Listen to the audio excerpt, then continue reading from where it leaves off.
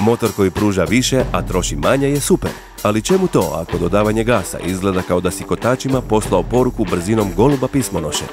Da bi bili zabavni, auti moraju reagirati brzo. Automatski mjenjači su odlični kada startaš ili kad se vučeš u koloni. Međutim, veliku priliku vidjeli smo u poboljšanju brzine njihove reakcije i smanjenju potrošnje goriva. Za uspjeh smo trebali najbolje iz oba svijeta. Glatko startanje kao kod tradicionalnog automatskog mjenjača plus brza reakcija ručnog mjenjača za izmjenu stupnjeva nakon što automobil krene.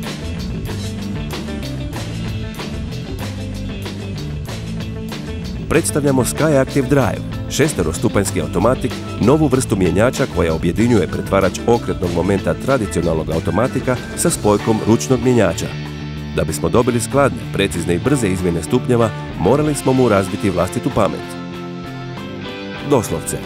Zato smo mu ugradili napredni upravljački modul, nešto poput pilota bolida unutar mjenjačke kutije, koji prebacuje tako brzo i točno da čak optimizira i rad motora tijekom usporavanja. Uz takvu brzinu reakcije, ova vrhunska mjenjačka kutija smanjuje potrošnju goriva za čak 7%. Rezultat? Kvačica u svakom poglavlju, uglađenost, izravnost i učinkovitost.